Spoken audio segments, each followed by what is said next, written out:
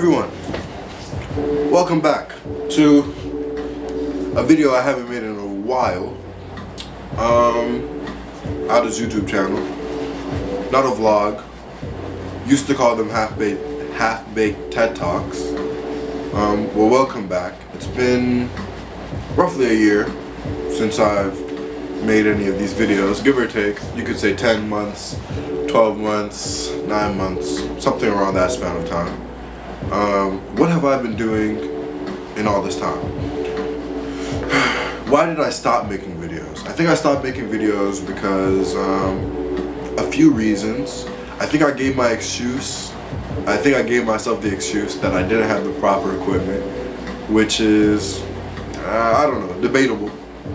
All you really need is some sort of camera. I have a camera right now, but I was using the phone camera and it was working perfectly fine.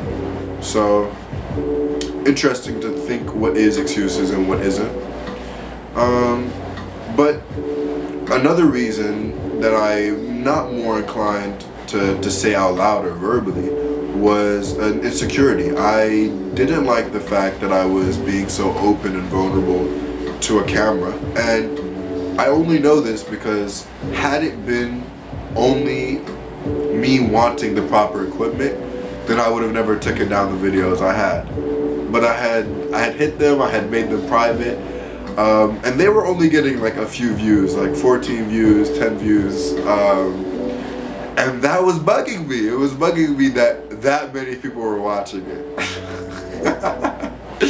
I know it's not a big number, but 10 people sitting there listening to maybe even 5 minutes of me being so vulnerable was something I wasn't prepared to share with a lot of people. 10 people is a lot of people, okay? But look, we're back now, and life moves forward. We live and we learn, and there are no regrets because that is life.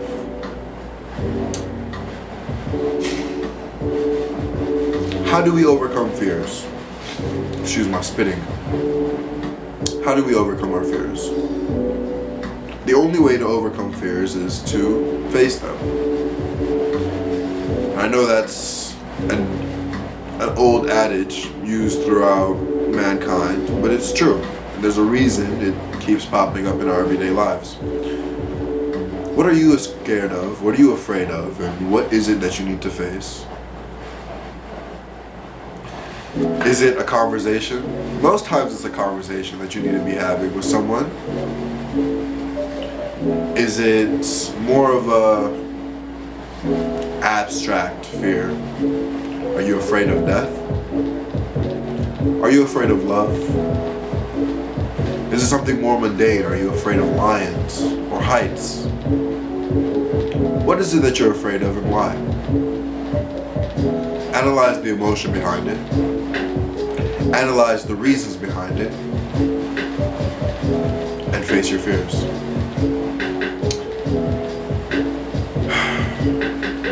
What am I afraid of?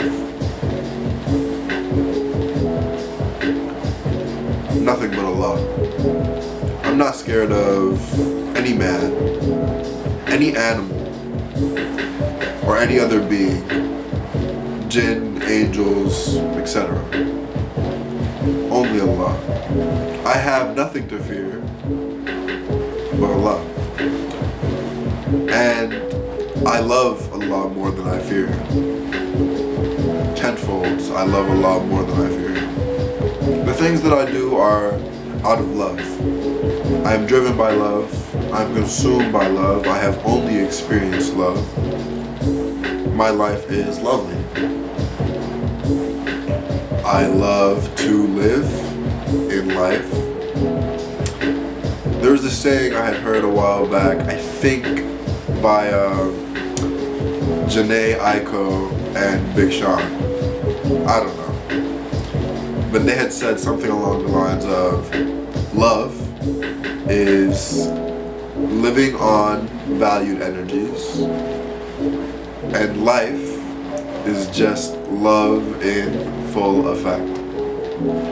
So Pretty interesting to think about. I've been repeating that for as long as I've heard it. As long as I've known, I've been repeating that saying. Because it's just so true.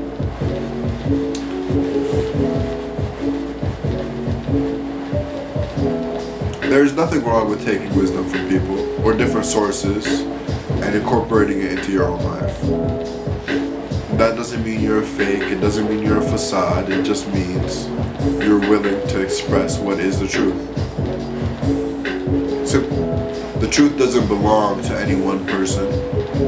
You quote people and say, da-da-da said this, but it's not da-da-da saying, it is the truth that came out of da-da-da. To speak truth, you must move your ego aside and let yourself not be. I was gonna say be, but it's not be. Let yourself not exist. Do not focus on who you are, but rather what it is and how you can communicate that truth. Something that came to me recently was the 4 key steps to success. Now this is a very interesting story. A dear friend of mine, a lovely friend of mine, had asked me, tell me what it is that I need to know. I said, okay. I said the first step is to be a constant reminder of that thing.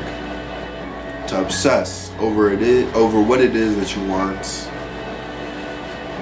To see it in all the aspects of life. To breathe in and out that thing. Become obsessed with that thing. Chase it recklessly. Abandon everything that you know for this thing. Then the conversation continued. A few hours or hour later, an incident had happened and it reminded me of the conversation we were having, and I had repeated myself. I said again, the first thing, be a constant reminder of this thing, obsess over it. This is step 1. Step 2, the leap of faith. Raw action. Raw action. You can obsess over something all you like. If you're not taking the steps, the physical action to do something, then it's never going to become anything. Insanity is defined by doing the same thing over and over, expecting different results. That's a completely different topic that we could get into, but for now, you must take raw action. You must take the leap of faith. You must do something to achieve something, right?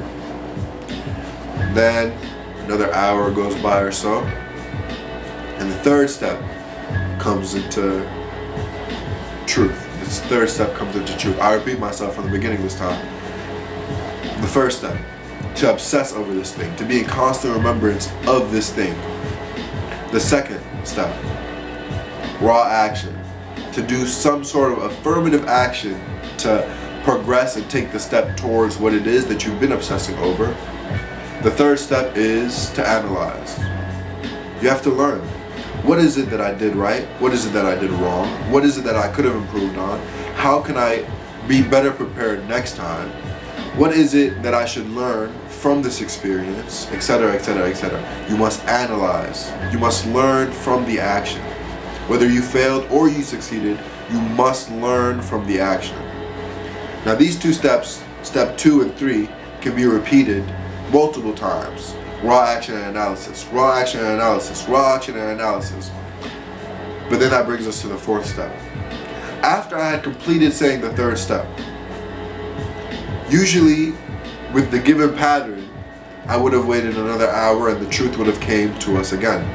This time, the person who I was teaching the lesson to has taught me a lesson. Verbatim, they said, step in and take control. Step in and take control. What is the lesson that I'm supposed to learn from them coming in and saying, step in and take control. Now they've learned that through the steps, their fourth step is to step in and take control. I've learned through the fourth step is to get out of the way and let it happen. There's the difference. The fourth step is unique to you. I can't tell you what the fourth step to your success is, but that's something that you must find out.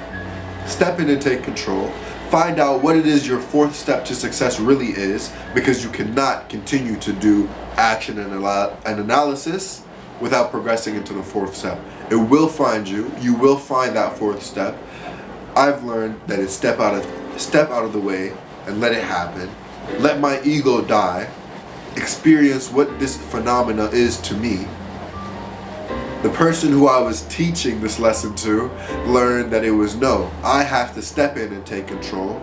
I must assert myself, exalt my own presence, take control over my domain to fulfill what it is that I am supposed to be. Your fourth step is up to you.